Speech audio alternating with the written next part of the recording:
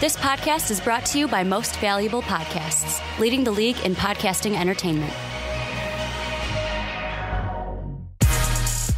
Welcome, ladies and gentlemen, boys and girls, children of all ages. This is Fast Break Podcast. I'm your host, Sean Anderson. Alongside me, as always, is Ricky Widmer. What's up, guys? And Dave Oster. Hey, everybody. It's a trade deadline special. We were recording on Thursday anyways, but hey, you know, the trade deadline came and went, and I'm glad that we're recording this. We are bearing the elements today, too. Yeah, it is. Yeah. It has snowed maybe a couple flakes. Well, it's supposed to snow a ton here. I literally tonight. see like 15 feet tonight, and while we're recording. This is annoying. If you guys are from Chicago, if you guys no, shut the hell up. Come on. I've been in Chicago. Simpson style. Yes. When I got stuck in the school. Yes. I've been in Chicago for 20 years of my life. This has been happening every single year. Mm-hmm. Oh, we're going to get 12 inches. Oh, we're going to get 14 inches. And then it snows like a couple flakes. It's a little 2-inch day. And everyone's all freaked out. To be fair, like the last 3 years wasn't a lot, and then they had that year 4 years ago. I know, Sean, you were probably like 7 at the time, so you don't remember. But it was basically a snowpocalypse. Like Lakeshore Drive shut down. Mm-hmm. There was 4-foot drifts of snow in my driveway. I was in 8th grade.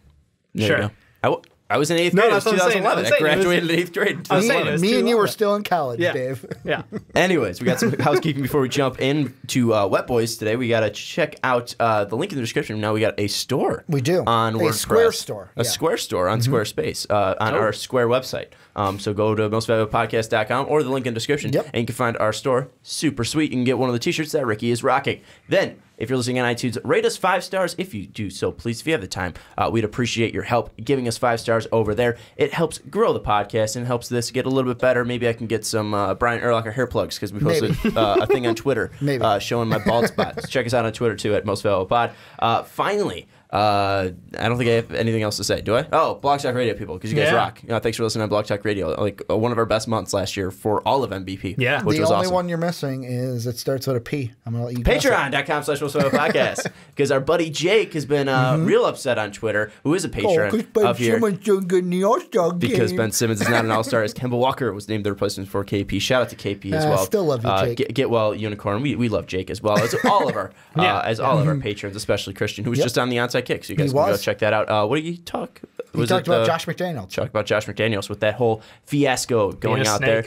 Josh, I love snakes. You're more than welcome to be a snake on the Patriots. But anyways, let's jump into some damn dudes. Let's jump into some soggy shooters. We are talking some wet boys here on the Fast Break Podcast. Ricky, who's your wet boy of the week? Well, mine's going to be easy because of one shot heard around the world. It's LeBron James. He hit the game winner last night against Jimmy Butler, beat the Timberwolves, and then today for the trade deadline, made all the moves in the world. D-Wade's gone, IT's gone, he is wheeling and dealing, and the Cavs are a new team. I say, let's be honest, Ricky, it didn't matter if he even played this week. No, it's just for the GM trade LeBron. deadline. GM LeBron, my wet boy, like you saw the stats, it's whatever. GM LeBron gets wet boy. He's doing of the LeBron week. things, it doesn't really matter. He's trying to, Cavs are trying to keep him in Cleveland, trying to make him happy. We'll see if that stays. Yeah, it was an awesome shot by LeBron. Also an awesome block as well. But other than that, he blew a 21-point lead this week, and he also scored 11 points in a game. So not the wettest boy, but had a wet end. I'm going to blame the team, and he got rid of it. It was like a 37-point swing that game or something ridiculous. 21-point lead they blew. Yeah, and then they were down by as many as like 9 or 11. So. Yeah, I think they lost like 120 or 112 and 96 or something like that. There'd never been like a 30-point swing like that. Yeah, way to go, LeBron. Who's your wet boy of the week?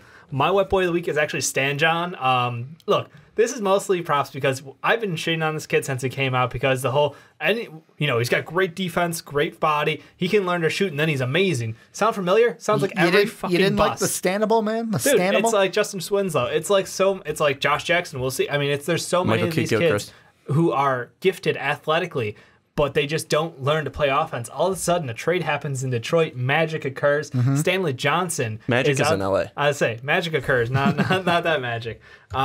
Blake Griffin shows up, and all of a sudden, like, we're trusting. Stan Van is trusting in his young talent out there, along with Blake Griffin, and he's having a fantastic shooting spree. 13-4-2. He had like a 24-point game before this.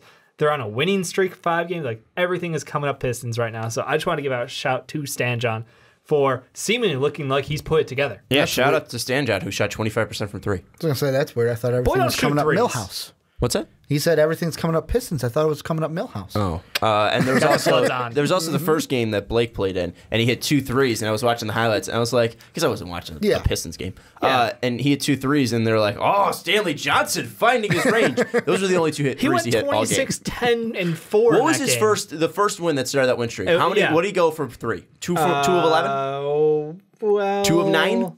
It was something like that. The second game he went 2 of 8. Okay, yeah. One of the games, I think it was when Blake first came Memphis. in. Yeah, they're all shocked. They're like, oh, Stan John hitting threes. It was only 2. Look, the dude's not a 3-point shooter, but he does give you a lot of effort, and now it seems like his mid-range come together. You know who's giving you a lot of effort? You know who's putting up points? You know who's stacking the stat sheets? Is Andre Drummond. This man is a monster. He's winning games out there in Detroit. More of a help than Stanley Johnson is. Him and Blake have been absolutely fantastic. 19 points per game. 21 rebounds over 3 games. One of them was a 27 game. It's not even like they're inflated. The lowest amount was 17 in the past 3 games. Ridiculous there. Also, 3 blocks, 2.7 steals, 2.7 assists, and shooting 52% from the field. Get out of here, Andre Drummond. You are absolutely ridiculous. Those are some impressive numbers right there. The wettest boy this week. Did I hear that he's going to be in the All-Star skills competition? Yep. Yeah, I think so. He's replacing KP. Jesus, that's going to be fun to watch. That kid coming out of UConn was ridiculously athletic. So it's not too shocking. I always thought he was going to be a dunk contest kid because there's a couple dunks from like what's the opening day for college basketball? You're talking about the Midnight Madness? Yeah, Midnight Madness. I think it was the thing they got rid of, and I got so upset. I think there was a thing from no, not like where they're playing. Teams are actually playing, but it's like whenever like. Oh, you're talking about that dunk contest they have at like the end of the year? No, the beginning of the year. The beginning of the year when like the team comes out to like the home court. And, that's just like their player night. Player night, whatever. There's some fog through the fog. They have fog night. There's something from like UConn's player night, and Andre Drummond throwing down like 360 dunks between the legs. It's ridiculous. Anyways, Andre Drummond, the wettest boy this week. I'm going to give him that title because you guys kind of sucked. Let's jump into your wet boy, late GM, late LeBron James. Had a fantastic night against Minnesota. I got in some trouble because in one of my treble or some trouble? Trouble. Okay. Trouble.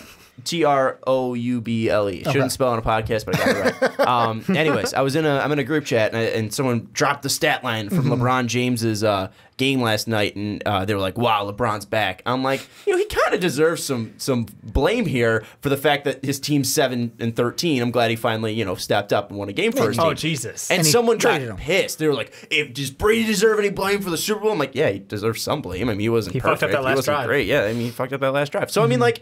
LeBron was great. LeBron's been stupid all year, but I mean, like, he deserves some fault being the leader of that team, going in 7-13, and also being the GM. And GM, LeBron stepped up. We do know that LeBron gets a little passive aggressive at times, and I'll say that he could have been a better person for this Cavs team. Okay, I don't know what that meant. Yeah. Anyways, you just know how LeBron gets. Let's jump into the trades that this GM made, LeBron James, because Kobe Altman isn't really the GM out here. We all know who's doing that. Side note, Kobe Altman, you're the real GM, and you're fucking fantastic. But anyways, let's jump into the Cleveland trades.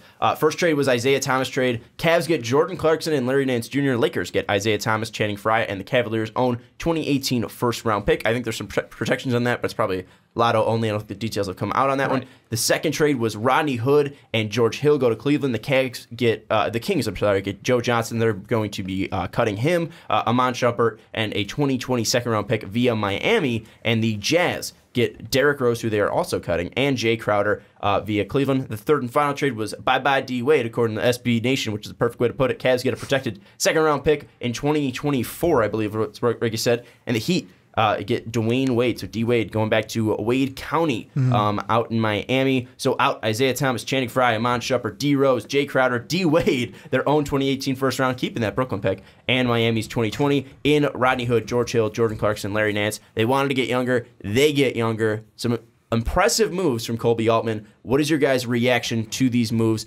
Do the Cavs kind of put themselves back atop the Eastern Conference? Because I know you're saying they might not beat the Celtics, Ricky. Well, I mean, my question is still, I am not counting. Like, a ton of people are like, oh my God, the Cavs are back, put them in the finals. I'm not so quickly putting them back. I like the pieces that they brought in. I like Jordan Clarkson. I like Larry Nance, George Hill, Rodney Hood. They should be good. But offensively, this team got a little bit better. The question for me with this is defense. Defensively, can they get worse? Well, defensively, did they do enough to compete? The Warriors are a different beast, but just with the Celtics, they do enough to compete with the Celtics. Real quick, defensively, I understand where you're coming from. Did they do enough to get to that level of the Warriors and Celtics? But they got better defensively. Yes. I mean, they got rid of Isaiah Thomas, who was terrible defensively. Channing Frye, who's just a three-point shooter now. He's great in the locker room, but just a three-point shooter. Shump has been nothing special this year. You look at D Rose. D Rose has been injured, hasn't really wanted to play basketball that much. Jay Crowder hasn't been Jay Crowder. When Jay Crowder's on, he's a great defender, but Jay Crowder hasn't looked like the same person out there. And Dwayne Wade hasn't played defense in years. Yeah, but really the only consistent guys... defense. He turns only on for a game at a time. Okay. That would be defensively is Rodney Hood can play defense, but it's on one night, off another. George Hill... but this year... George Hill this year has not been defensively what he's been in the past. Yes, but you know what you can get from George Hill, and George Hill now around a winning team and a winning culture, hopefully. Yeah. He can bring that back. We know what we can get from prime George Hill. Let me see it, and then I'll believe it. I just think that you're very underestimating George Hill in the right system. Think about when he got to play off ball for the Pacers, when he got to play off ball for the Jazz. Like, he is an extremely good guard who can do 3 and D, and his 3-point percentage is incredible. Like, I think this was purely a symptom of him being on the Kings and being asked to do stuff that he's not comfortable doing. And then the minutes were all weird over there because they're trying to figure out what it's Kings' problem, not my problem. So I think they did awesome. Like, honestly, they flipped over their assets for wins all the way across the board. Like, Clarkson, I know the Lakers were moving on from him. He's still a great contributor off the bench, great spark plug, get the offense rolling. And honestly, the only problem with him is like his court vision, not the best. Like he doesn't, always look for the best pass. No big deal. You're going to be running second unit. Hill, huge upgrade over IT as far as fitting in this Cavs system and what they need out there. Also like half a foot taller. So win. Nance, I love the kid. Tons of energy. He is pretty athletic, and I think honestly, like he can fill in as their 4 while K-Love is out. I know they're going to be splitting time between he and Jeff Green, but still, I think that's a really nice pickup. And Hood, I mean, again, you have another great scorer who can come on either start or come off the bench, depending on if JR feels like playing basketball. And it's just, I think all 4 additions are really great for this team and really set the tone for the expectations going forward. Yeah, and one thing, too, I mean, I know I was reading some stuff from the Jazz, and one thing was that Rodney Hood didn't fit into the Jazz culture or anything like that, and obviously he's going to have to fit into that, but one thing, now the Cavs have 2 free open roster spots as well, and like Dave wanted me to mention beforehand, they're going to be bringing in Kendrick Perkins, who is an enforcer in that locker room, and we've seen, obviously, he's been a part of championship teams before in his NBA career, so, we don't know what Perk can bring on the floor, but I don't know if he'll even see the floor, but to be honest, it's worth to have that veteran presence in the locker room, because that's what they missed by not having Richard Jefferson. Yeah, like he was one of the best guys to that locker room. Him and Channing Frye together. Like I think that you lose a lot just by adding. We talked about all the divas they had on this team with Wade, IT, D Rose, and LeBron, and just too much personality. Well, and one thing, too, now is that the fact that they're going to be aggressive on the buyout market, possibly bringing in Joe Johnson, who they just was a part of one of their trades. But let's get back to the whole idea of the Warriors and Celtics, because, again, 7-13 in their past 20 games. The Cavs haven't been great by any standards. Yeah, they had a really nice win lately against the Timberwolves in OT, 140-138 on the LeBron game winner. But again, 7-13, you're losing to the Warriors. You're blowing 21-point leads to Orlando freaking Magic. Rough time out in Cleveland. Do you think this is going to be enough to right the ship out in Cleveland? Well, I think it could be enough to right the ship in the Eastern Conference. I still think that this Cavalier team, unless some injury happens to the Warriors or some circumstance in that finals, if they make it, like Draymond fouls out or an injury happens within a game, something of that magnitude, the Warriors are still my favorite to win the title. However, what I think these trades could do is they could right the ship, and on the best possibility, they get obviously to the finals. But I think that these trades will make the Eastern Conference Finals more entertaining than the NBA Finals. I am guaranteeing Celtics Cavs going 7. Are you just writing off the Toronto Raptors, who tonight will probably tie up first place in the Eastern Conference? The Raptors are interesting. They will have to play, if everything holds up right now, they'll have to play the Cavaliers. I wouldn't completely write them off, but they'd have to play LeBron.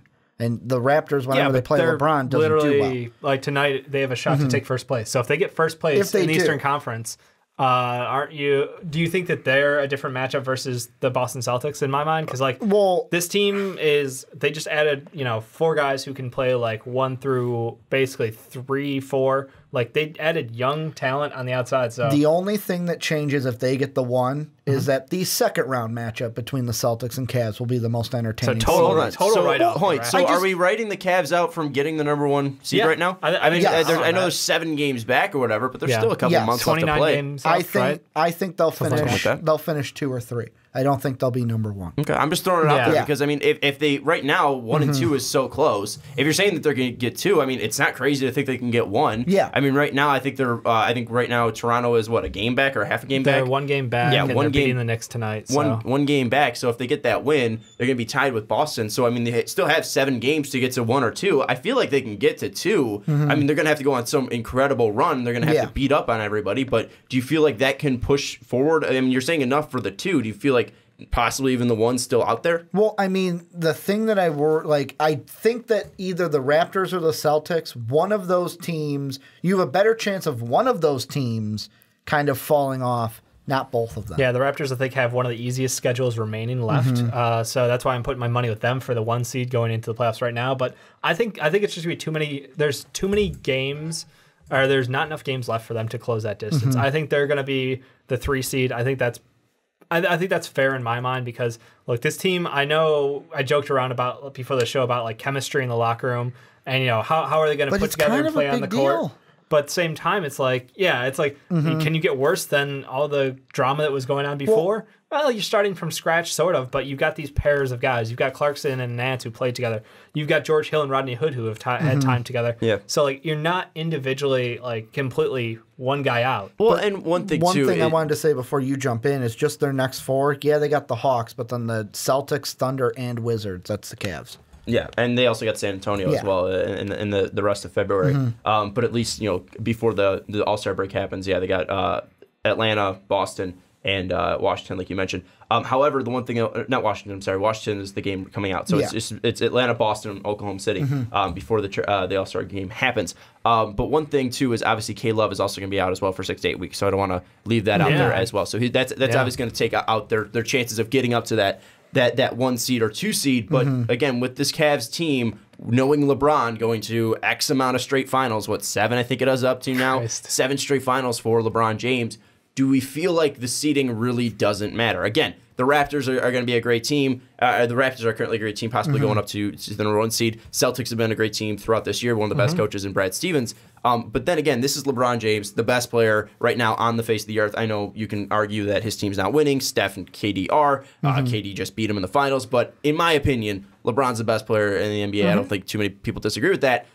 With this move, do you feel like the Cavs really just don't really care about the seeding? It's just the fact that how you finish the rest of these 29 games that you currently have, and if they're able to finish hot, would you still have them as your favorites for the Eastern Conference winners?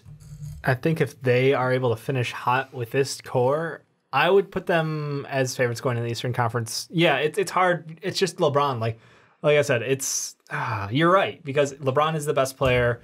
And NBA, one player can outshine, and he can do his whole, I'm going to average a triple-double during the playoffs. No big deal. And, that's just something that I've come to, not expect, but I wouldn't ever count it out. And because of past playoff performances where, Toronto has missed out both of their guards playing, absolute crap in the playoffs, it's just there are trends that you have to follow regardless of how well teams are doing in the regular season. Playoffs are a different beast, and LeBron in the playoffs is a whole different LeBron. So that's my thought. The thing I want to go back to really quick is with the Raptors, not writing them off, but like you said, the guards haven't played well. And 2, let's say they do play Cleveland in the Eastern Conference Finals because the Raptors get the 1 seed. You haven't proven to me in the playoffs that you can beat LeBron. So that's the only reason why I'm overlooking the Raptors. Is because I hope they do play really well, though, but it's just, history. To me, first to answer Sean's question, I wouldn't care about seeding if I'm the Cavaliers. We say it every year as a joke. The Cavs could get the 8th seed and LeBron will drag them kicking and screaming into the NBA Finals. To me, the only team right now, and the Raptors could be the wild card, I'll throw that out there, but to me right now, the only team I can see blocking them from getting to the final still is the Celtics. And that's only because of when you get to that 7-game series, the magnitude of the emotion going through Kyrie Irving wanting to stick it one more time to not only the former team, but to LeBron James in a way. But you don't think LeBron wants to stick it to Kyrie? No, he does. He does. But I'm saying, like, that's the thing on the other side of LeBron. If they didn't have that Kyrie aspect, then it's Cavaliers straight to the finals. Plus, I would give the coaching swing over to Brad Stevens rather than Ty Lue easily. Yeah. Yeah. The problem is playoffs and young players. Like I can't think of a young team that has won a championship. Like, can you a team with they've got what, like 7 first or second year players, and they're starting in their 10-man roster, like who actually sees play every night. Like that's just, they have so much youth, and usually youth gets exposed in the playoffs. In series, it always happens. You always see veteran guys step up, veteran guys who can be role players on the road. They know the system. They know how to play on the road in crunch time, and that's just. My feeling is that's why I'm going with the safe pick is LeBron. The secondary for me is still the Raptors, but like the talent is there for Boston. I just don't know if they'll be able to step up under the spotlight. And one thing with Boston too, I mean, Gordon Hayward, we know he got injured in the first game of the season. He said back in December he's open to returning to the court before the season ends. So I mean, it's a prayer, it's a Hail Mary for Boston, but they could possibly be bringing him back. And if it's the Eastern Conference Finals, I mean, maybe he has a couple games before him, he comes back in the second round. Again, it's not for sure going to happen. You probably not want to rush him, especially after that contract and especially after the injury. IT too. But, like you see what happens when guys come back early. But still, if you feel like he's good enough and he's able to go and he's able to make that recovery, you also might be throwing Gordon Hayward into the mix. 15 of the last 29 games for the Cavs are against playoff teams. Obviously, it's going to have to take time for this team to gel, but like you mentioned, two of the pairs have played before, George Hill and Rodney Hood in Utah last year, and then obviously Jordan Clarkson and Larry Nance for a while now in Los Angeles. With the Cavs, what do you need to see out of them for the last 29 games to really put your full stock into the Cavs being back? Or do you really not care how they finish? Because we saw last year they were floundering even going into the playoffs. I don't care how they finish. I just want to see, like Dave mentioned, I want to see how they come together. Where, Clark and Nance have played together. Hood and I'm blanking. Give me the other one. George Hill. I almost said George. How they played together. However, when you're taking those two separate entities, they have to learn to play together. Plus, they need to play together with this team that is already there. That's the thing I question. I don't care how they finish because they're going to make the playoffs. It's just how they do. And kind of to answer Dave's question, youngest team to, and this is all by averages, to win the finals, 77. The 1977 champions in the Blazers. The most recent team that was the youngest was 26 years old. That was the 2014-2015 Warriors. That's the 8th youngest team. So it's not really it's not a thing. And to be fair, like those Warriors had a phenomenal run. However, I can't take anything you away look at the top 10 oldest, 98 Bulls, 2011 Mavericks, 97 Bulls, 07 Spurs, 96 Bulls, 99 Spurs. Dynasty. 13 Heat, 14 Spurs. Where is that getting us? Old people dominate playoffs. Yes, the older people in the playoffs. That's why LeBron. Yeah. That's the only thing going back to like that Cavs Celtics where the Cavs are younger. Yeah, no. The thing, and to go back to Sean, the thing that I need to see out of this team is just a consistent level of effort. Like the Cavs got to a point where not even they cared about the game. Like it was secondary to them. It was, we've got our own shit going on in the locker room, and we're not right there. So when we go on the court, it shows, and it shows that we don't care, and it shows that. Yeah, we can stomp all over the Magic in one half, but I mean they just turn it off and they're like, nah, we're done. We're like, I've got nothing left. I don't want to do anything, and that's just a massive ego problem, a massive attitude problem that hopefully the ship has now been righted. The one thing that I think that is going to be easy for them is the transition into Clarkson, Hill, Nance, and Hood. Is that no player has gotten worse outside of Isaiah Thomas from playing with LeBron James. Like every single player who has been moved to LeBron's team has always performed better after, and it's just he is such an unselfish player, and he sets players up for success, gives them better looks, pulls more attention than they've ever had in their career before. So I really do expect them to transition well. I think the big question mark, and you nailed it earlier, was the K-Love injury. Is if he gets to see some time before the end of the season to get back into game shape, can he get up to 20, 25 minutes without being winded, because it's really like you can be in shape, but game shape is a whole different thing. Mm-hmm. So yeah, I think it's effort level from everybody, and then it comes down to K-Love's health. One thing with K-Love, though, I mean, he'll still be able to stay in shape technically. He just can't work on his hands. So I mean, it's not like he's going to be getting fat. He could still work out. Well, I'm not saying fat K-Love's going to return. I know, but I'm just saying, it's one thing where I don't think K-Love's going to use his stamina. He can get on the elliptical. What's that? He can get on the elliptical. That's what I'm saying. He can run on a treadmill. He can run. He can do suicides. Yeah, and that's fine. I'm just saying suicides. You gotta get down and use the other hand. I don't know. What if that's his dominant hand? Then use the other hand. Suicide. It's not like holding a baby. We don't go half-ass suicides here, Sean. They're for real. This guy knows he played volleyball in high school. Jesus Christ. Or 8th grade. I'm sorry, middle school. It didn't play in high school. Anyways, I don't know what that was. I threw that whole thing off. Final thoughts here on the Cavs trade. Are you going to go out bold and say the Cavs are going to the finals, Ricky? No, I'm still sticking to. I'm going to say when they play the Celtics, because either second or the Eastern Conference Finals, I'm going to say Celtics in 7 still. I'll wait to see how they play until I make the final predictions at the end of the season. But the one thought I wanted to add with the Cavs, with the thing I like about these trades, is even if LeBron leaves after this year, it sets them up good well after that. You have George Hill that's under contract till 2020. Clarkson's under contract till 2020. The only one that they would be losing at the end of this year would be Rodney Hood, who'd be a restricted free agent. You can even bring him back. Yeah, I think that's really nice that they actually have a future going for them. I mean, George Hill's contract's obviously the sore thumb there. That's a lot of money for a guy who. But if LeBron leaves, then I mean, at least it doesn't matter. We have George Hill. I think there's 16 something over the cap right now. Yeah, with all the people they're paying a lot of money. Yeah. They're paying a lot of money. I got probably them as the favorites going into the playoffs, and then I'm expecting like a Raptor showdown with them for the Eastern Conference Finals. I don't really know who I'll pick until I see the Raptors play in the playoffs. It's hard for me to say. I am still confident in the Cavs. I was confident in them 2 months ago, and then they went on this terrible run. I went with the hot take. Last week, did you believe that they could still be the Eastern Conference Finals? No. I don't think so. Did I? No, he's asking. I'm asking you now. Last week, do you feel like they could have, would you have made it to the Eastern Conference Finals? I think they could have made it to the Eastern Conference Finals, yeah. Okay. Winning it? No, I think that would have been more of a... This is a pretty damn low. It was, but then again, we saw a lot of low lows on the ends of Cleveland before as well. So I mean, it's not like you've never seen this low of a low before from Cleveland. I mean, last year they were losing to Brooklyn late in the season. So I mean, obviously there's some definite worries out there. So I would throw that out there, and also I like that you brought up the fact that it does set them up for the future, and that was something I was going to bring up too, and I totally slipped my mind. And you still get Kevin Love too, even if LeBron leaves. K-Love will still be there, and Rodney Hood's still young, Jordan Clarkson's still young, Larry Nance still young, George Hill not young, but still 31 years old, whatever he is. Yeah. And again, shout out to Kobe Altman. I think he did a fantastic job. I don't know what this means for LeBron in Cleveland. You guys want to throw any hot takes? Well, I'm just going to say this. This is coming from the mouth of Colin Cowherd. He retweeted after the IT trade. He did tweet, LeBronzo is back on. Oh, great. I mean, that or he's signing a 1-1. I mean, I don't think it's the end of the world.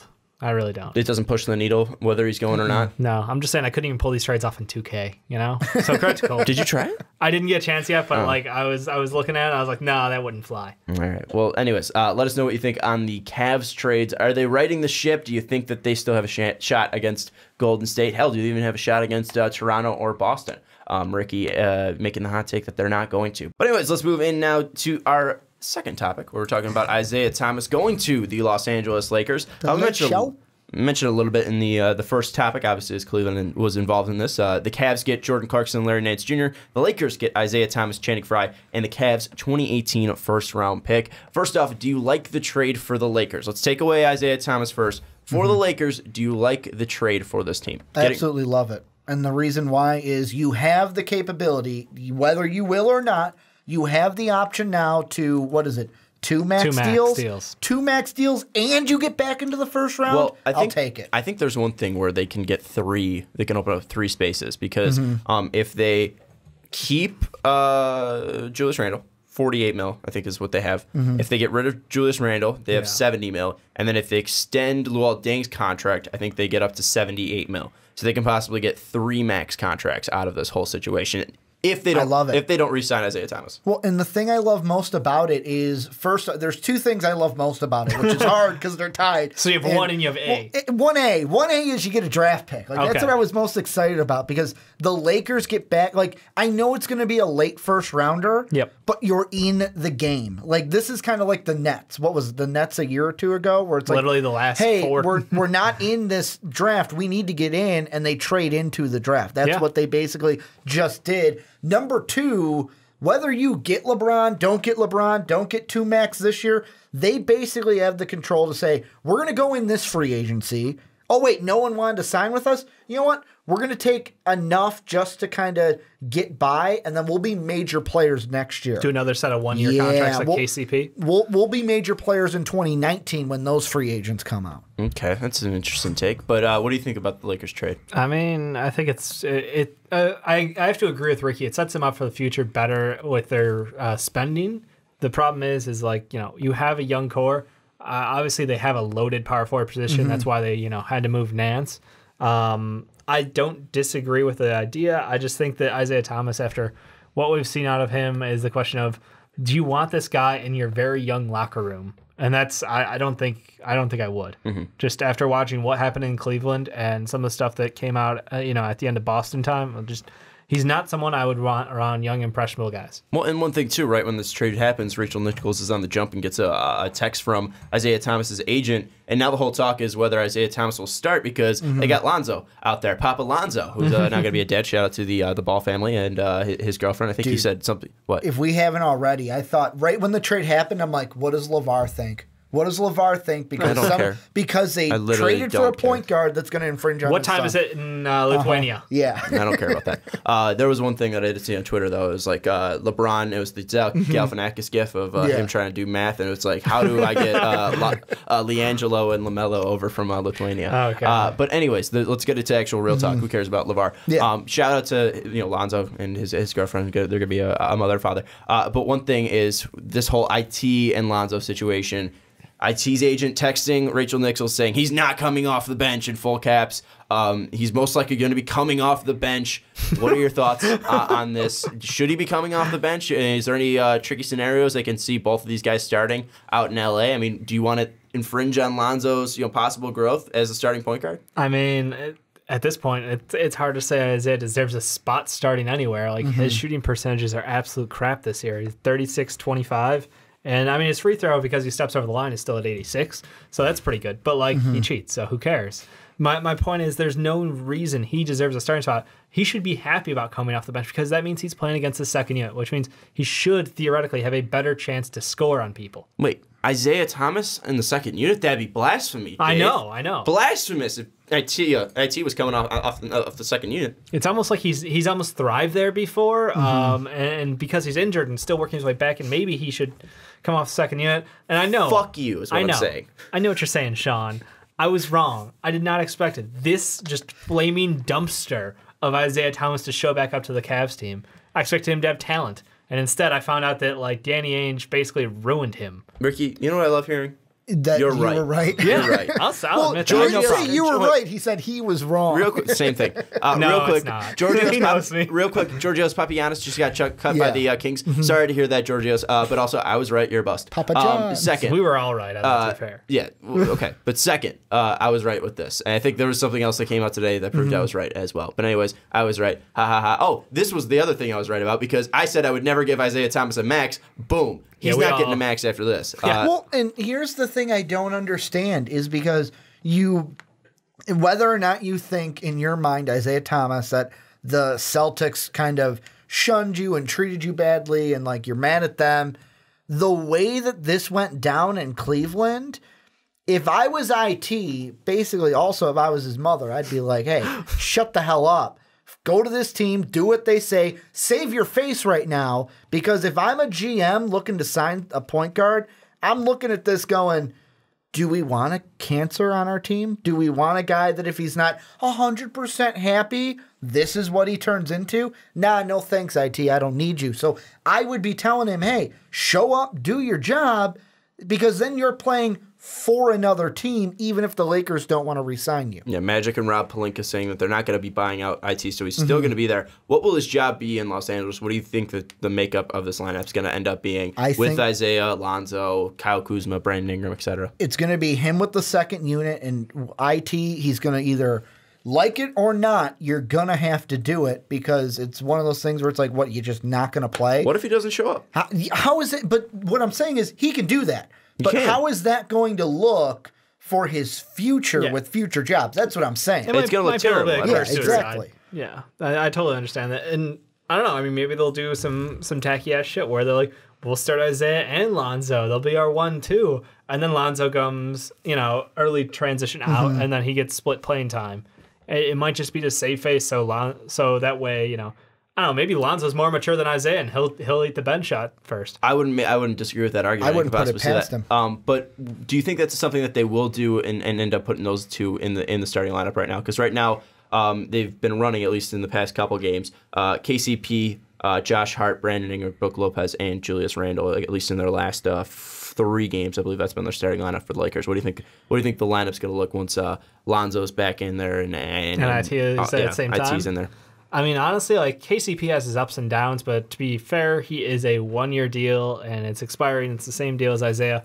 I would say I would roll with Isaiah over him just because I think I think the first unit could use more scoring, but that's assuming Isaiah's shooting better than 36%. Okay, but what's one thing with Lonzo? We know that he's a great facilitator. Yep. Will that help Isaiah Thomas? I mean, if you put both those guys on the floor and we see the scoring threat of Kuzma when he's healthy, Ingram when he's out there as well, he's been fine this year. He's been healthy. Yeah. But when Ball, Kuzma, Ingram, Lopez, all of these guys are healthy, I mean, could you have all 5 of those guys, Lopez, Kuzma, and we're Ingram, not playing defense, Thomas, and Ball out there? Does it matter about winning? I mean, offensively, do you think you can make that work out there with all 5 of those guys? I mean, shit, you can make anything out there work. The question is what Isaiah Thomas is going to show up. Are we going to see another month of the guy shooting 36%? Are we going to see him come somewhere closer to reality that we thought he would be, like a 20-point-a-game scorer on decent percentages? Or, like, is there a chance that we will get, like, a healthy Isaiah Thomas by the end of the year? Because if I'm the Lakers, you might as well see if it's worth re-signing. I don't think they're going to re-sign him, but maybe they could work out something to like sign and trade. I don't know. I just feel like they're tossing IT off to the side. I get it. He's unhappy. You're unhappy that he's unhappy. They're going to make it work in the short term, but it's not like they really love KCP and they think they're going to pay him next year. Like, he's done. So you might as well give Isaiah the time. Well, and the thing I just looked up is Ramona Shelburne said Lakers intend to play IT heavy minutes once he gets to town. Think he'll thrive in fast-paced system. However, no guarantee he starts. Does it matter if he starts or not if he's getting heavy minutes from the Lakers? It matters to him. No. That's the problem. I throw that out the side. I don't care what it matters to him. I'm saying in general, like, if he's still playing heavy minutes, he just doesn't get the start. Does it really matter on a team that, right now, like, you look at the standings and they're, 6 games out of the playoffs? Let me put it this way. There's no guarantee they make the playoffs. It's like the whole Kirk Cousins thing. It's not about how much money he's actually getting. It's just the fact that some team is willing to pay him that money. It would look better if Isaiah Thomas is starting out there because it's going to help him get more money out there. Hey, I was a starting point guard of the Los Angeles Lakers, and I took them from the 11th place team up to the 9th place team. We were competitive in the playoffs, or competitive to get to the playoffs. We didn't get there, but with me on that team, I was an added plus. That's what he can go and say in contract negotiations. If he goes in and say, "Hey, I was behind Lonzo Ball, who had a sprained MCL, before the All-Star break, and he's a kid who can't shoot jump shots. I wasn't able to overtake him out there." I mean, that's something that's going to look bad, especially with this whole stuff in late in Boston, and especially with Cleveland, where he's calling out guys right when he rejoins the team. He says, "I don't want to be traded." Yeah. So I mean, there's stuff out there that definitely looks bad for Isaiah Thomas, and the whole point of this is right now he's got to go on rebuild mode of his image. He's got to rebuild what he was out in Boston. He's got to become, I don't know if a fan favorite's even possible right now, but he's got to at least become beloved again, and he's got to be able to sell people on, hey, I'm a guy who's marketable. I'm a guy who can be the face of your franchise, or I can be at least a face of your franchise, and I can help you get to the playoffs like I was able to in Boston. And maybe it's just Brad Stevens' system where Isaiah Thomas is going to thrive, but that's what Isaiah Thomas needs to be doing in these final games out in LA. The thing I go back to, and just by hearing you talk, I think of a phrase my grandmother used to tell me: beggars can't be choosers. You can't be a chooser right now. You're begging like, oh, I want the first place spot. Just go out there, do your job, and hope that, hey, like, yeah, I know what you're saying. Like, oh, with the whole I started here, we brought up. But, hey, what if it's just I played heavy minutes and I was a team player and helped this team get to the playoffs? Like, you're trying to save face. Beggars can't be choosers. Just go to town, do your job.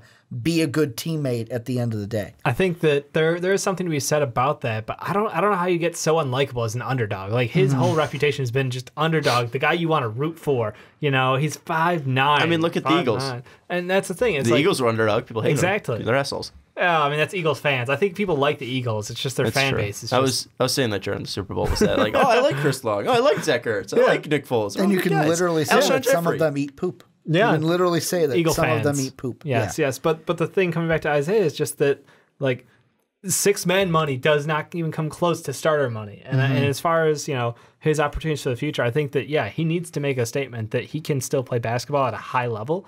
Because if he can't prove that this offseason, he's going to end up on a 1-year prove-it deal for like $8 million or $10 million, $12 million. It's like something way below what he would have been paid if he signed a long-term deal. Well, and the thing too with Isaiah Thomas, and not even specifically just the 1 year next year, he's going to be 31. No, he's going to be 30. He's going to be 30.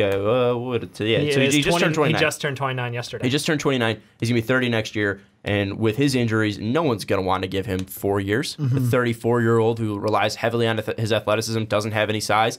No one's going to want to give him. I mean, no one's going to want to give him a max, even if he proves it for a year, because he also brings that locker room downside to him, where he's not a great team player. If that remains a thing, then yes, it's a huge negative. I mean, Kyle Lowry got a contract at like 29, so it's not unheard of. Lowry was so consistent, and I know it. Well, Lowry was also a late starter. Lowry also has is not 5'9", but at the same time, it was he is a player excelling later in his career than we're used to. So it's not unthinkable to hear of a contract be long-term, but I think you're right. Because Isaiah has made such a pariah out of himself after this Cavaliers situation, and because of the health concerns that we've not seen resolved, like there's still a lot that could change. He could light up the last 2 months of the year, pretend he's Niko Mirotic, and have himself a great end of the year and try to get a contract. But I think, honestly, it's in his best interest to, like Ricky said, just shut up, enjoy your time, get your 30-plus minutes in, wherever they give it to you as a Laker, and prove that you are still Isaiah Thomas, the guy who is, the king of the fourth, the man who was absolutely the hero of the city of Boston last year. And another thing I think of is, Sean, you asked how is it possible to hate an underdog? He said the underdog story. Dave said that. Dave said that. I brought up Philly fans because they're assholes. No one likes the underdog when they get too big for their britches. You know what I'm saying? Where it's like, when he was the underdog, it was like, yeah, you know what? I'm with you. I'm fighting with you. I want to live through that fight through you because you're trying to take down the big guy. Yeah. Then he goes to Cleveland, and now it's like, whoa. Now you're thinking you should be expected, like you should be handed this, handed that. He got traded to Cleveland. Yeah, I know. But the way he acted in Cleveland, now the way he's acting now, where it's like it goes back to something I heard of when I was a kid. It's like I'm going to go through elementary school. Then you go to middle school. You're at the top of the food chain. You're at the top of the food chain in elementary school. You go to middle school, you're back to the bottom. You work your way up through middle school, then you go to high school, back to the bottom. Then you go to college, back to the bottom. Well, this is what that is. You went to Cleveland, boom, you're at the bottom. Prove yourself. Now you're in LA to the bottom because you're not the same as if LeBron or if KD the problem is he was literally an MVP candidate leaving Boston. Injured, yes, but he left Boston as fourth in voting. Yeah, the hilarious thing too is that you look back on his career. At least he goes from being traded for Kyrie Irving, a young 25-year-old guard who's one of the best in the league, and being paired with a Brooklyn pick, a high asset. I mean, this is Isaiah Thomas and a Brooklyn pick out there. Got and fleeced. then you get traded with Cleveland's 1, which might be the 27th pick, for Jordan Clarkson and Larry Nance Jr. with And Channing Frye. Yeah, don't forget So, Channing I mean, like, this is something where you went from the peak. You were the cream of the crop. Cleveland's getting a point guard back in this for 1 year, and then he gets to hit the open market, and he's going to get a max contract. Now it's like, can he even start behind Lonzo Ball, a guy who early in the season we were already calling a bust? Sean, maybe you a are little bit too enjoying this early. way too much. I like Boston being right. fans are just. I like being right. And Boston fans don't care. They got Kyrie Irving. Why do they give a shit about Yeah. this? They're not I watching know. this video. They don't Yep. care about Isaiah Well, Thomas anymore. 2 things I'm thinking about just from what you said is, first off, you know what they say. The cream always rises to the top, Sean. And number 2, Channing Frye today had a funny post where That he was goes, unnecessary. he's like, hey, you know what? This proves just don't go 0 for 6. And then, because if you Dang. go 0 for 6, they'll trade you. Dang. That's what he said today on an Instagram post or something. Final thoughts. I want to go to the Lakers because Yeah. Isaiah Thomas, it's really yet to be seen on what his situation is going to be. We laid out all the scenarios. I'm not going to ask for a hot take because it's just impossible We've to actually given, like, give a 7 take. of them. But like a for sure, Oh, okay. like solid, like this Fair is enough. what is going to happen. All You right. know. Yep. I think it's impossible just with the way he's been playing, Yeah. and again, we don't know what's going through the GM minds. But at least with the Lakers having now the ability to have 2 max spots, will they get both LeBron James and Paul George? I think no. I think Will they get one of them? I think LeBron signs a 1-1, and I think Paul George signs long term in OKC. Okay, I'm going wild card here. I don't think either one of them is going to end up a Laker next year. Ricky. LeBronzo 2018, it's happening. Put it back on the map. It's happening. He's going to L.A. He ain't staying in Cleveland. if I could I don't trade, care what Cleveland did. if I could He's going trade to L.A. being right for Colin Cowherd being wrong, I Every would day do of my it life. every day of my life. So I am saying that LeBron is going to CSKA Moscow. He's going to the Moscow team. What's it? He's going to play for CSKA Moscow, whatever it's called. I don't know. Or is he going to bring a franchise team into that's the better than all NBA college. and just put him in Seattle? He's building a new team. Why would he go to puts him in LeBron? Why would Seattle. he go to Seattle? I don't know. Bring him back. Bring back the Sonics. Bring him But back. what does We're LeBron taking James? it back. What does LeBron Bring James? back the What does LeBron James have to do to bring? What does he have tied to Seattle? I don't know. He just wants to make people he'll happy. get an ownership He's stake like in the the team. Santa Claus of the NBA, man. Just wants to make people LeBron happy. James. He's yes. passing out gifts The left and typical, right. the typical nickname for LeBron James The is the Santa Santa Claus of the NBA because Goddamn. everybody loves LeBron. Well, I'm just saying, he'd be giving Seattle a huge gift. The only way that happens is if they give him ownership rights to the team. Well, yeah. He's the coach, he's the GM, he's the owner. Naturally. Jackie Naturally. Moon style. Is there any possibility that it does stay with Cleveland? It's Come either on. Cleveland. I don't want to say Cleveland or LA. Yeah, there's a possibility, but that's winning the finals, which ain't going to happen. He's going to LA. You think it's only if he wins the finals? Yeah. Only if he wins the finals. Otherwise, he's gone. You think there's a chance? Just, I what do you think disagree. there's a chance. I think is the safe move is to do a 1-1. Stay in Cleveland for one more year, see what happens. Why? Because you don't know the lay of the land, and I think that people overestimated the amount of time that the Warriors are going to be the top team in the West. So I think that they put together a good core of athletic guys and who are in a way better A, frame of mind, and B, in a better health situation. So I think, you know what? Another year, see what happens. Next year, they're just going to max out Mo Bamba. That's what they're going to do. The Los Angeles Lakers going to max out Mo Bamba. And they're Somehow on a rookie gonna, contract. Yep, they're not even going to draft him. They're just going to max him out. Smart move. Fun We're thinking fact. outside the box. They're going to donate money to Dallas to max out Mo Bamba. That's what's going to happen out there. That's how we're going to end this one. I think they're going to get Paul George, and I think that's going to be it. I don't think he's going to re-sign with OKC. Going to take the money out in LA, and he's going to be sold on the whole idea that you said. I think it was before the podcast with the whole Banners thing. in the rafters, Look at the man. banners in the rafters. And you can get your number, your 13, up there. There's zero chance. Wilt Chamberlain. Well, I wore mean, if he 13. wins the that- title. Wilt wore Oh, 13. true. Good. That's probably the biggest lock. Did they retire Wilt's number? I don't even know. I don't know. I know Laker Wilt, fans will let us I know know. Wilt wore 13 out in LA. You know, check it, because I know that man deserved it because that man averaged once 50 and 25 in an NBA season. And Dave brings up the whole fact, he's playing up against IT, but like that's it. unathletic white guys. Yes, yeah. yes. Wilt is retired. Okay, so there's no the chance number's that retired. there's no chance that PG-13 is going to be going. Now that he's going to stay with OKC because he's not going to. He has the brand of PG-13. What number would you pick if you're PG-13 going to LA then? You ruin your brand already just by going there. 24? What was he in? Was that what he was before in Indy? Right, 24. Oh, yeah. Right. I think Paul George. 24 is still there because you have 22 is Elgin Baylor, 25 was no, you can't do 24. Kobe. Yeah, that's right. Yeah, shit. They were both. Kobe ain't on this article. This was probably before Kobe. Whatever. This is the Lakers website. Whatever 8 plus 24 is 32. He's gonna be 32. Okay, wait, sure. that was. Yes. You are hard whiffing here. He's gonna be 99. I like it. Fuck it. Paul George 99. Tell us what you think of Isaiah Thomas going to the Lakers in the comments down below. Let's move into our third topic. We are talking about the New York Knicks deal with the Denver Nuggets and Dallas Mavericks. In the deal, the New York Knicks sent forward Doug McDermott to Dallas and its 2018 second-round draft pick to Denver, subject to Philly's right to swap that pick with Los Angeles Clippers' second-round pick. Dallas also sends guard Devin Harris to Denver, and Denver sending a 2018 second-round pick to Dallas. But the biggest thing is that the Knicks have acquired guard Emmanuel Mudiay in that deal. So Emmanuel Mudiay coming into the Knicks after a while in the NBA, well, 3 years now in the NBA. He was drafted not too long ago, back in the 2015 NBA draft, 7th overall. Mudiay now switching teams. It's been an up and down career for Mudiay. Came in very young, very promising. Hasn't really been able to get that stride going for him. But however, this year you look at his numbers, and there's some promising numbers there. I mean, he hasn't been great, but you see something developing there. What do you think the Knicks are getting here in Emmanuel Mudiay? Do you like the move for the Knicks, Dave? I think that the Knicks are going to get another point guard to take a look at, because I think they were a little over the top with the expectations for Frank walking in and being a starting point guard in the NBA for them this year. I think because he played primarily at the 2, more of a combo guard in France, that they can split him over there and have decent playing time and work on his development while gain someone in Mudiay, who you have a guy who is still 21 who can continue to develop. He had an injury in his career. He has not played a full season yet. I think he's someone who there's potential there. Like, there's a reason he was drafted so high.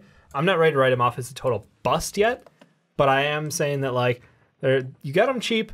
Let him get some time. Let him soak some time. It's not like your team has any aspirations for playoffs now that KP is down. So you might as well roll with youth, let them get time, see what you got. You have his rights now, so you can continue to re-up him if you want to going forward. Yeah. What are your thoughts on this? With me, because I'm looking at the contracts there. Yeah, I forgot to mute my computer. The thing that it goes to is I look at the point guards, Trey Burke and Jarrett Jack. You guys are gone at the end of the year. You guys are gone, completely gone at the end. Where Mudiay, you have them next year even before you have to come up. Where with me, does this bring the Knicks like anywhere near the finals? Does it bring them anywhere near the playoffs? No, it's not one of those things. This is more of what are we going to do with our team while KP is now out because Porzingis injured and he's not probably going to be back until maybe next All-Star because it takes that full year to heal for a torn ACL. Mm-hmm. Yeah, I mean, it's going to be definitely a difficult situation out in New York, especially with the Unicorn getting injured. Tough to see KP go down. Obviously he's the star out there in New York, and you're trying to build up a second star. I don't think Mudiay is that second star, but however, if you're able to get a fifth rotation guy, then that's awesome. If you're able to get a guy who is able to play that 1, and Frank is going to play the 2, then that'd be really nice. And you look at Frank, he's still big. I mean, 6'5", 7 foot wingspan. The guy can guard 1 through 3, no problem. Yeah, it's defensively he's been great too. The confidence in the shot is not there yet, and he's so young, and the shot motion itself is fine. I think it's more so like he needs to end up. I'm not saying force him into the usage, but he needs to get shots. He needs to be comfortable taking them, and that's sort of an off-season project. I feel like mentally he's got to get there. I think Mudiay, they can insert him now as a point guard on this team, roll forward, and because of KP being out, like he'll get opportunity. Like this is basically like Hardaway Jr. and now it's him as the second scoring option maybe. Like I'm sure there's other guys, but like what they want to see for their future development. I think that's kind of where they should force feed their opportunities, at least. Yeah, one thing with Mudiay, he's, this year when he was on the floor, he was used about 24.8% of the time. So he does have somewhat higher usage percentage when he is out on the floor for the Nuggets compared to Frank, where he's only getting around 17.8 when he's out on the floor. So you have a guy in Mudiay who can take on a nice chunk of pressure, at least for a team. And again, this team doesn't really have that big of expectations now with Kristaps going down, and now it's really looking ahead with Cantor's contract coming up. You look at all the possibilities with KP being injured. What do you have in Frank? There's a lot to develop. Are you now worried about the future of New York? Because we see that New York early in the season, they got off to a hot start, and they looked pretty decent. Yeah, no, it was really promising early on. And I think I didn't expect the Kanter fit with KP to work as well as it did. I didn't expect that to be like super successful, but I think honestly, there's no harm to their future assuming KP comes back healthy. Like, assuming he's going to be healthy going forward, they now have 4 potential guys who fit their roster of the future. 5 if you think Kanter is for sure a lock to come back, and that's awesome. I don't think there's any problems with that going forward. I think there's definitely still holes in this roster, but you have 2 very young guards now that you can take time to develop, and there's no rush. And because of the opportunity, they're going to have an opportunity. Because of the opportunity of KP being out, they'll have more of a chance to prove themselves and put more weight on their shoulders. So you'll see higher usage. You'll see a whole lot more out of them earlier than you'd expect. So I think all around it's still good for them, assuming the injury is not going to be something that continues to hamper him over time. Well, and I think the one thing that this changes on a Knicks aspect, and we'll see the actual answers of this next week when we do our mock draft, but really it depends on now what are you going to do in the draft, because I look back to our first mock, I had Diallo going there. Both of you guys had Brown from Oregon. Troy. Now with Mudiay, even if they move Frank to the 2, you're not going to go with, like, I feel like point guard's completely off the table now. Shooting guard you can kind of look at. Now it's more of like, are you going to get a 3? Are you going to get another 4 or 5 down there, whether you go at Robert Williams or like a Wendell Carter or like a Kevin Knox, or if a Miles Bridges is there. So it's this to me is like, let's give a guy a change of scenery. Frank's not working out right now. We expected too much from him from the point guard. Let's move him over, see if these guys can work. And now we can move our direction in the draft, because the worst thing would be, well, we drafted Frank last year. We could use a point guard. Great. Colin Sexton is there. Like, and of course people would say, draft Colin Sexton. But now you don't have to make that move. You don't have to be like, we got to get one of these point guards in the draft. But the question is, don't you still want to draft best player available at this high up in the draft? Because, where they're at in the standings now, we expect them to fall quite a bit. So, I mean, they could look at, a 7th overall pick, something in that range. And one right thing, now, too, 10. with Mudiay, I mean, it's not like for sure Mudiay is going to do anything. I mean, Mudiay so far through 3 years hasn't been that impressive. Well, he's improved every single year. He's improved, you can say that. But his shooting percentage have improved. Right now, he doesn't look like he's a for sure in this league. No, he does not. So, I mean, he's still got ways to go. Absolutely. How much can he improve? It's great that he's improving, but, like, when He's is finally going to be the 21. time? Well, like, when is finally going to be the time that we're going to see consistency out of Emmanuel Mudiay? And not only consistency, but he needs to take a step up as well. So it's not like he's anywhere close where it's like, oh, we see these spurts. No, we need to see the spurts, and then with those spurts, we need to see consistency. I need to see him being a legit number 3 option on a team. I need to see him distribute the ball and be a leader out there. And that's the things you expect out of a point guard in today's NBA. And yeah, I don't know if he'll be able to give you that. But you know what? They've got about 28, 29 games left in the season. You can at least get an idea of what he can bring to you. And if, you don't like it, you can go out and go with Colin Sexton. You go out and get best. I think you go best player available when you're that high in the draft. And KP's health is now in question. I don't see them saying we're not going to go after any one position. I think they just take best player available at that point. One thing that was thrown out there, at least, is the fact that they had the choice of Elfrid Payton or Emmanuel Mudiay. They end up going with Mudiay. Do you have a preference between the two, Payton or Mudiay? I know Payton has a restricted free agent after this year, but do you feel like at least Mudiay was the right direction if they had the choice between Payton and Mudiay? I do. I remember hearing some rumors about the asking price for Payton was really high, and then laughing at the fact that they only got a 2 out of it anyway. But I think that you go for the younger prospect. You go for the guy who at least has shown he can shoot the ball from the outside to some competency.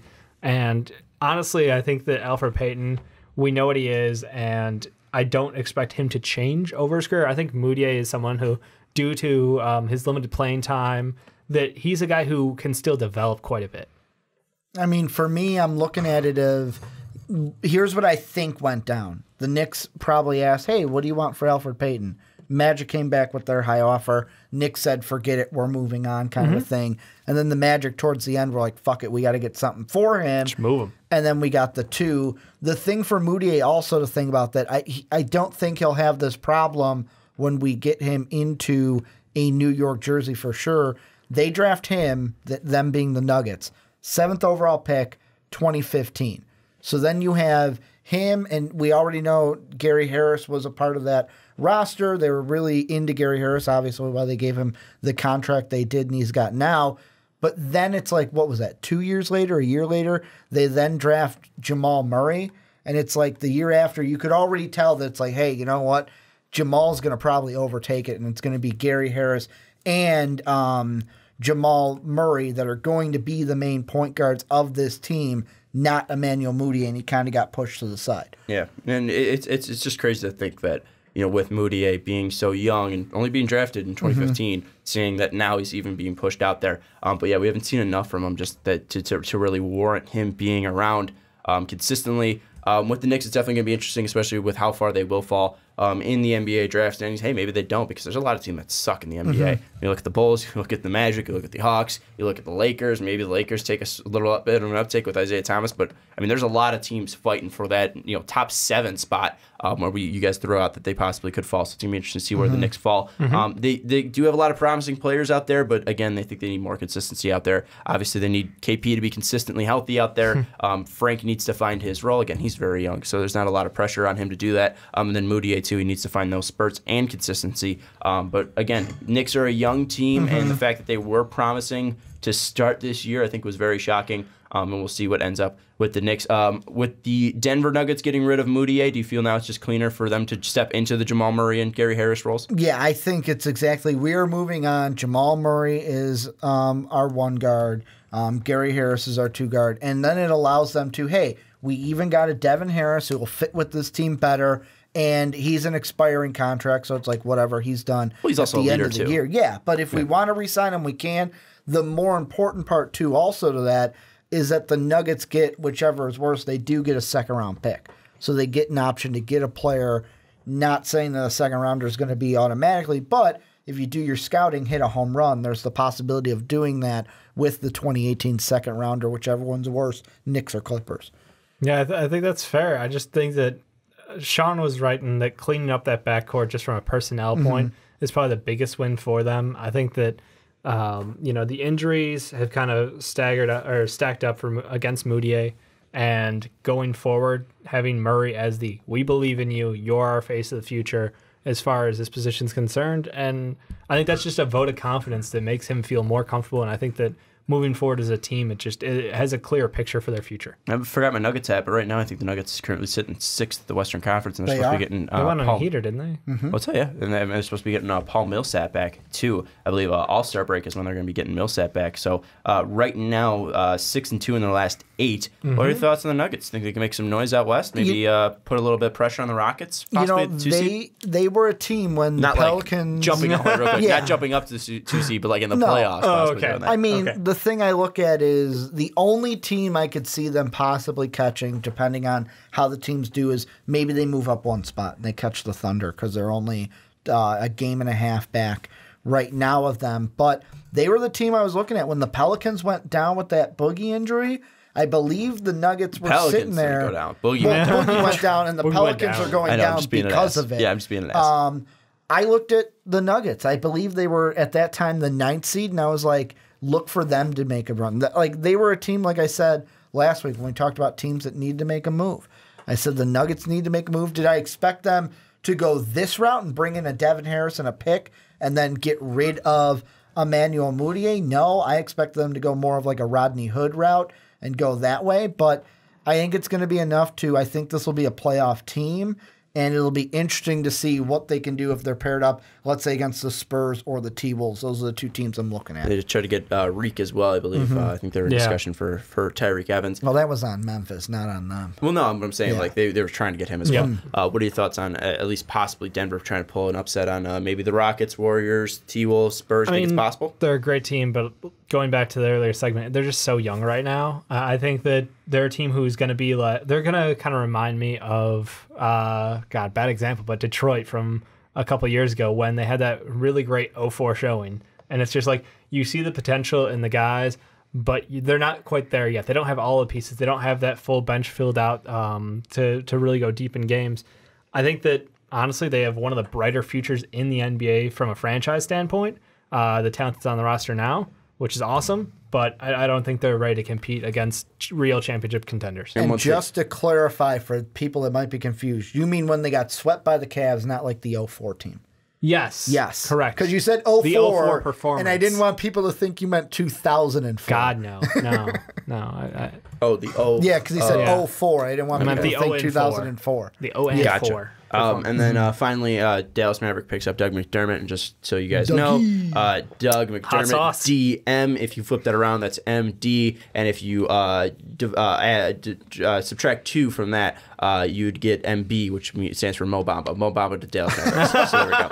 Let's move into our final topic. We are talking winners and losers. Just have some fun here. Let's just make sure we mention most of the trades that happened today. Shelvin Mack got traded, but we're not talking about Shelvin Mack today. We're going to go through. We talked a little bit about the Cavs. He played for Butler, right? He came from Butler out of college. That's what I thought. For Brad Stevens. We're talking a little bit about the Cavs and Lakers. We already talked about the Cavs and Lakers, but I'm going to throw them out there. Just get for sure winners and losers out there. So Ricky, Cavs, winners or losers? Cavs are push right now. Don't Why? know if they're winner or loser until we see what happens in the playoffs. 100% winner. 100% winner. Winner? No. If they make the finals, winner. If they go anywhere, but if they don't go anywhere near the how final, did they lose? How did they lose? It wasn't like this team was great. They got rid of 2 cancers and Jay Crowder and IT. And you moved Derrick Rose and D Wade. Maybe a winner. I'm not completely sold that it solves the problem that you were trying to fix, but it is better than what you had. But it's the fact that they did something. Yeah. You're trying to fix the problem. I'll give it a push. Winner. If you didn't do anything, I think that would have been a bigger loser, especially if this team kept going on the stride that they would. Dave, since you're a Laker fan, Lakers winner or losers? I'm going winner just because of cap space. Like, they got hope, they got potential, they got Magic Johnson trying to sweet talk people back to LA. IT's a locker room can't, so I don't know if that's gonna be worth it. Big win-win in that trade for me. You get so much salary cap in that trade, and again, I love the fact that people are bringing up with LA and that Cleveland trade. The fact that Cleveland is pretty much giving LA the opportunity to sign their baby boy, LeBron James, away from Miami Heat, getting Wade back. Wade County is back. I was going to say Waders County. So he's reclaimed it. Yeah, Wade County is back in Miami. Is it a win for the Miami Heat? It doesn't do anything for the playoff run. I'm saying it's a win because we all know that really when when Wade left to go to Chicago the first time, did he really want to leave? Yeah. He didn't want to leave. It was just the fact of, really, you give Tyler Johnson that kind of a contract, and what I've put in for this team, this ring that I've at least won for this team before LeBron and with LeBron, that I am not getting respected. Didn't want to leave. He did leave. Now he's back. And Pat Riley got to kind of be like, yeah, you know what? You can have a second rounder, but it's going to be this many years in the future, and it's going to be heavily protected. Okay, Dave. Huge win. I think he's actually a pretty good contributor to this team in the playoffs. I can't wait to see him introduce starting lineups for the first time this year in Miami. The biggest thing is we're all winners because we get Wade Miami Vice jerseys. That's the biggest win. Shit, I'm ordering one of those. There you go. That's the biggest win out of all of this. The New York Knicks, winners or losers, getting Emmanuel Mudiay. I mean, I'm going to go with winner only because of the fact that, they kind of see if they can fix that backcourt with the whole Frank thing we talked about. But I really don't know if it does anything for them super long term. You know what I'm saying? Like, it doesn't push the needle anything to make them like a superior playoff team. Dave. Winner, you traded trash for something with potential. Even if he's been injured in his career and has not performed to the expectations of a top 7 pick, he still has potential to be a starting point guard in the NBA. It's like, to me, it's like it's a push because you're a winner, because it's like when you get rid of your girlfriend, you have the potential to sleep with somebody else, but right now you're a loser because you're not sleeping with anybody and you're going to be going back to your home by yourself. So that's the thing. There's the potential. I think you dumped your girlfriend and got a side piece. Like, not really. You're not really in a relationship. No, because you're going to be losing more. You're going to take more L's. He's still playing. You're taking more L's because KP's going down. True. It has nothing to do with KP. Taking more L's. This is trade. More L's. This is trade. This is not the Knicks' future. Okay, fine, but L. The L, but it's not an L. It's an L. So taking an L for getting rid of McBuckets? It's an L and a W. It's an L and a W. So that means it's a push. It's a push. Let's go down to the Denver Nuggets. Win for them, getting Devin Harrison a pick. Yeah, I'm thinking it's a total win. They clear up their backcourt situation, get Emmanuel Mudiay out of town, don't even have to worry about him. And you get a second-round pick that could be used for something. I go push. I don't know if it's really worth it. I mean, yes, clarity in the backcourt, cool, but like at the same time, I don't know that it does a ton for them. The second round pick, who knows? Lottery shoot. Yeah, I don't really care about this. Kind of like, again, leaving your girlfriend and just going back to your home by yourself. Dallas Mavericks picking up McBuckets. Who cares? Chicago Bulls. Ricky, you want to talk about it? Yeah, they cut Willie Reed. Woo! It's not that one that shredding rosters. The thing that I looked at is it's interesting that we picked up Noah Vonleh because it's like, okay, how is he going to fit into this team? Because Jameer Nelson for Willie Reed, whatever. Like you said, we waived him already. Are you surprised the fact that we waived the guy who beat his wife? No, I'm not surprised. I'm not surprised at all. Yeah, he can't even play right now. Oh. Well, I kind of felt bad because when we talked about that trade and with the Pistons, him like and I said, I called him a bum ass. I felt bad because I was like, you shouldn't have. I don't feel bad now. Fuck him. Fuck Willie Reed. Yeah, no, but like Noah Vonleh, I'm gonna say that I don't know. This is another one where it's like I don't know if it's a win. I don't know if it's a loss because we gave up the rights to somebody who's probably never going to come over here. Like Dave said, he was drafted in 2007. Exactly. And hasn't played. Exactly. Probably it's been 11 years of him being drafted. It's a 32-year-old center from somewhere. But I wonder if this is someplace. I wonder if this is Parts just unknown. preempt. Like, hey, you know what? We moved a power forward in Nico. We're bringing one in, and next year will probably be the year when we move Rolo. So I'm going to say it's not a loss, but like. It's not a win, it's a push. Plus, we get cash. I mean, cash consideration makes this a win. The one thing that is a win for Portland, at least, is they get to free up some cap, and they get under the luxury tax, which is good for that team. Their contract situation is just a sad sack. Like, I feel bad for them. They're a team that got locked into their future really poorly. I think Vonleh, he's still young. I mean, it's not like we're trying to win anytime soon. So. They got the rights to Milokan Ravovich. Who was Mr. Irrelevant of the 07 draft. I mean, you know who is Mr. Irrelevant? Isaiah Thomas. And also with Noah Vonleh for the Bulls, it's this year. After this year, we can offer him a qualifying offer of $4.7 million. So I mean, we could have him back. He's basically going to pick up scraps in minutes between the 4 and the 5, and we'll see if he's worth it. I mean, I don't expect anything huge out of the kid. All right, Phoenix Suns. They ended up picking Elfrid Payton. He's going to be a restricted free agent after this year. Winner or loser for the Suns? I'm going to say, I don't really know. I'm going to say, like, I want to say, like, a loser only because it's like, you know what? What are you going to do? But it's a winner because you add Elfrid Payton for a second. You get a point guard. Yeah, because this team doesn't have a fucking point guard. Well, it's a win, too, because it's you don't have to keep him if he sucks. And if he does, you can tender him. And if someone throws money at Elfrid Payton, you don't have to sign him. You get something back, and then also you can still draft a point guard. So I mean, it's a win for the Phoenix Suns.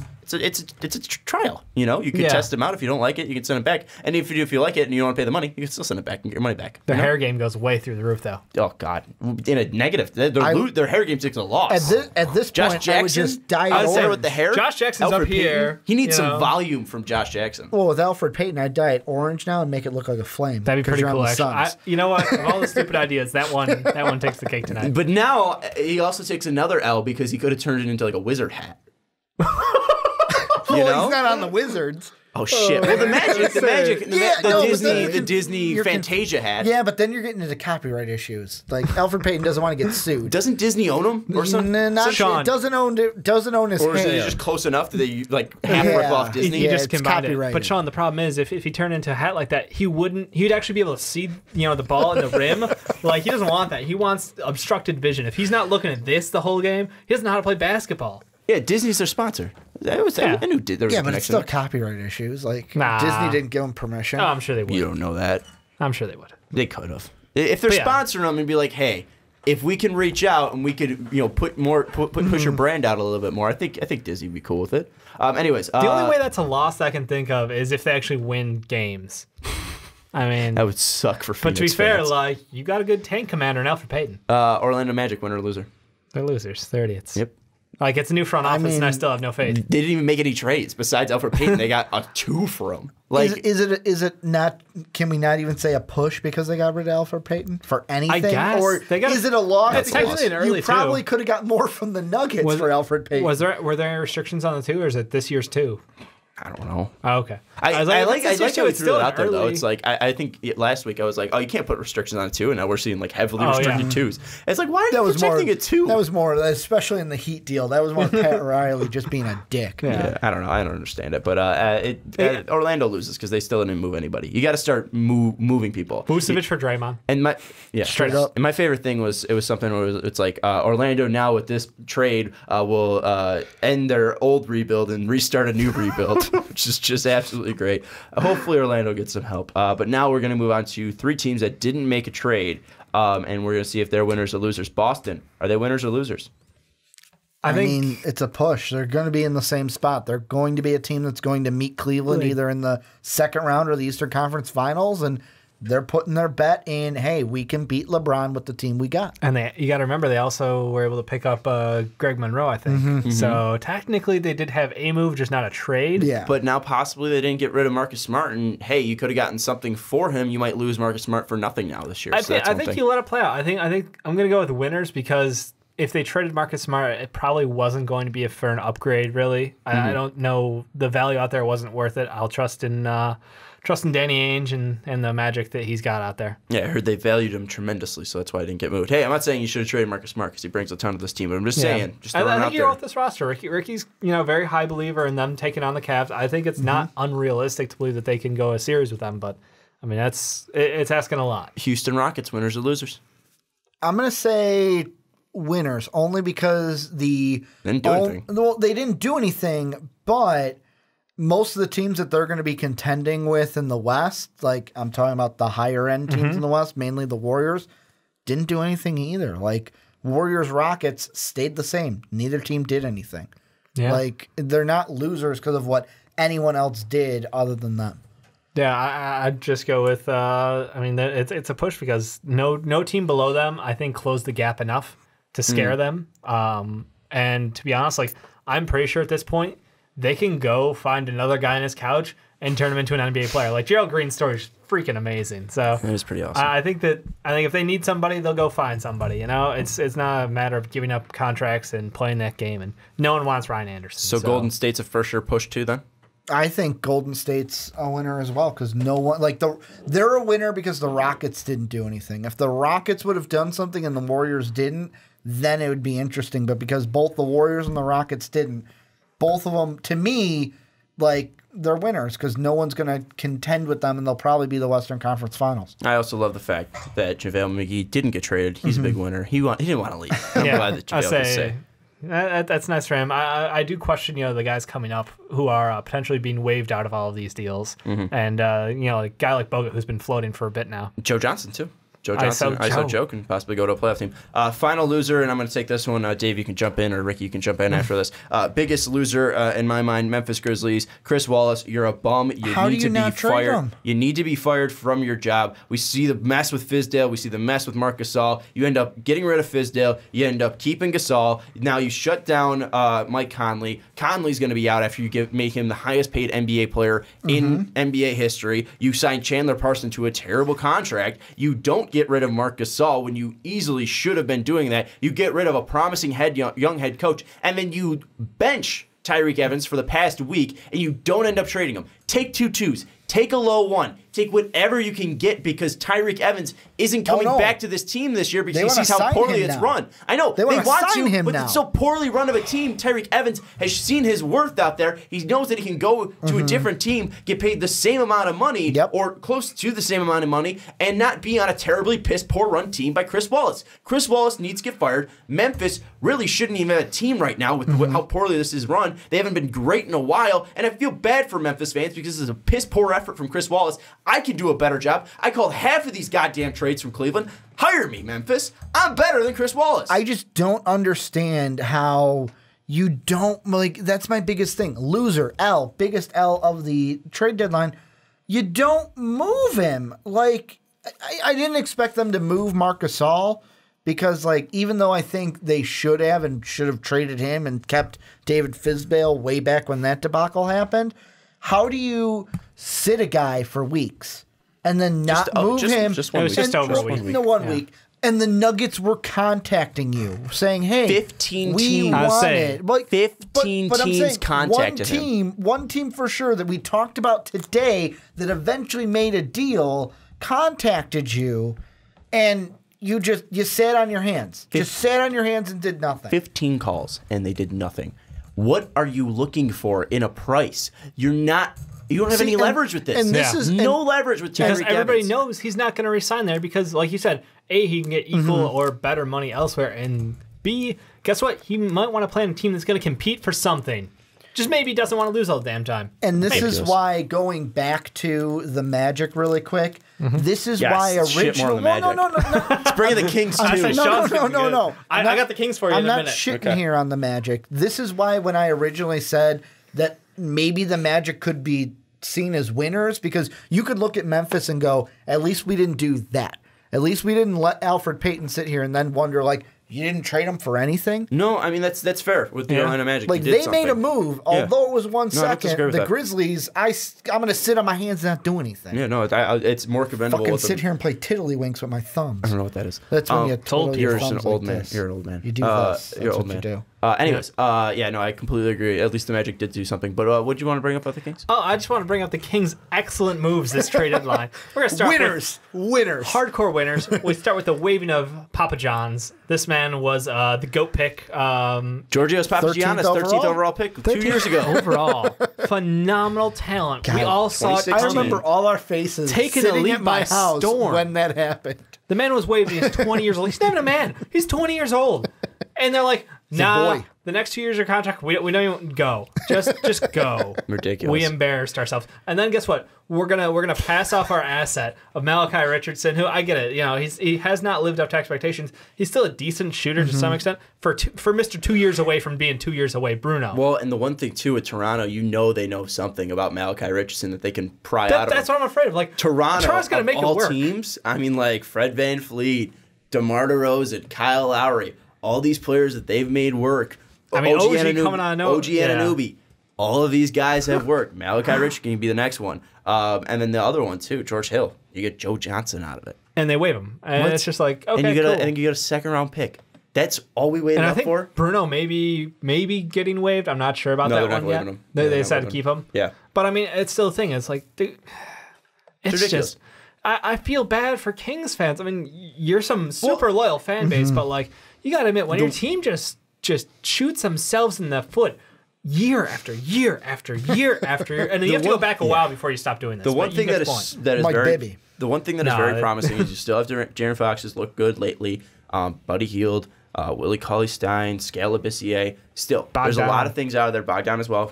We fucking forgot to mention Bogdan in one video and get shit on. That's the I only thing fucking brag about the kid all the time, and I didn't mention him in one video. The offseason, you were all Jesus. over him. Seriously. Jesus. But the one thing, too, is you look at the Papagiannis pick. Again, at 13, you trade back from, I believe, 8, or it was 4. It was the Suns, 4, right? Yeah, because it was a Suns deal. No, it was 8 because it was the 8th. Suns, it was the Suns deal, but the Suns gave him 13 and 28. You end up taking Scale at 28. Yeah, good great pick there. Yeah. But that's right before DeJounte Murray. Nice swing and a miss there. And then here's the fun. Oh, also you could have taken Malcolm Brogdon with that pick as well. And then with the 13th pick, you passed on Denzel Valentine, Juan Hernan Gomez, Gershon Yabuzli, Wayne Baldwin the 4th, who was cut by Memphis, by the way. Karis LeVert, Malik Beasley, DeAndre Bembray, Malachi Richardson again, who you traded for fucking my boy Marco Bellinelli.